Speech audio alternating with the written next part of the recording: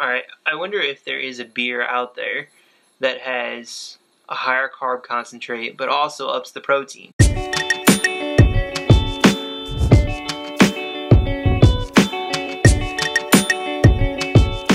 Alright, how we doing, everybody? Today I'd like to talk to you about alcohol and dieting. Not so much the fact that it'll hurt your diet, because I think that has been gone over too many times already. The actual macros that are going to be in your everyday alcoholic beverages.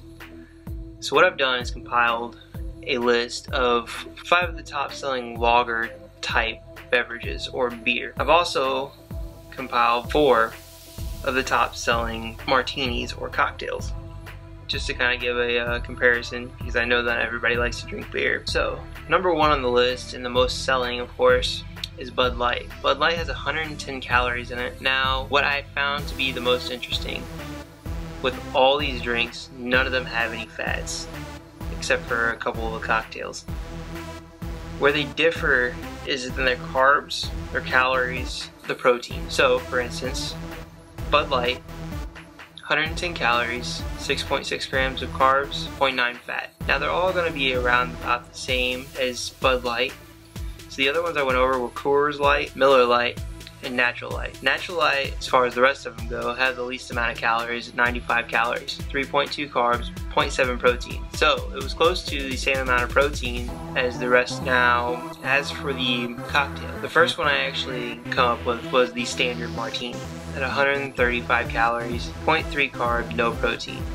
That was something interesting about the actual cocktails. Not a lot of them have any protein. They don't have any fats either, but it was mostly just carbs. But they have less carbs than your traditional beer. Martini has 0.3 carbs. The Manhattan, which I have no idea what that is, has 3 carbs.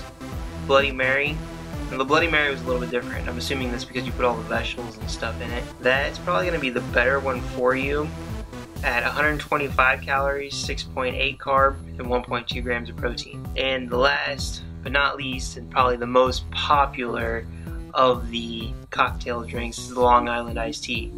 270 calories, 0.1 fat, 33.3 carb, and 0.1 protein. So finding out all this, as far as the sales go and everything, that was kind of interesting to see which one would sell the most, being that probably Natural Light would be the healthier version out of all of them. And of course your Long Island iced tea, which is the most unhealthy, is going to be the most popular out of the cocktails. But it got me to thinking, alright, I wonder if there is a beer out there that has a higher carb concentrate but also ups the protein. Because as I said before, all of them were just below 1 gram of protein, 0.9, 0.7. All of them are around about the same. This one's kind of a bonus one, and I had to do a lot of research to actually find this. Now, the one that I actually found, and I'll put it in the link below, is actually still on Kickstarter. So it's a Kickstarter company, and it's called Brewtein. It's got 178 calories in it. They didn't mention how many fats, 13 carb, and 7 protein. Now, I don't know, obviously it's going to depend on the person, how much of each alcoholic beverage you drink throughout the night as far as your intake goes. For me personally, it usually only takes about 1. Yeah, that's about all it takes, is 1.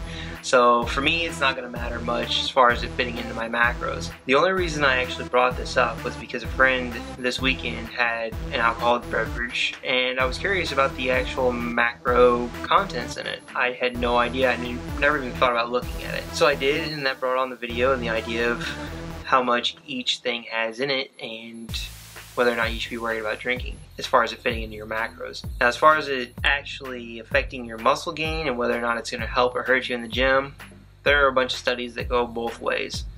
A lot of people are actually starting to say that you should drink alcohol right after you get out of the gym, which I don't really know how you'd be able to do. Maybe you could have one with a meal somewhere after you get out of the gym. I have no idea. That's what a lot of studies are starting to say now. How it helps or hurts, I have no idea. Honestly, it doesn't really matter, because whatever you eat, if you're a flexible dieter, as long as it fits into your macros, most of the time it's not too bad for you. As long as it's in moderation, of course. But that's what I found out. Make sure to like, comment, subscribe. To each their own. Alright, so for this topic video, I want to talk to you guys about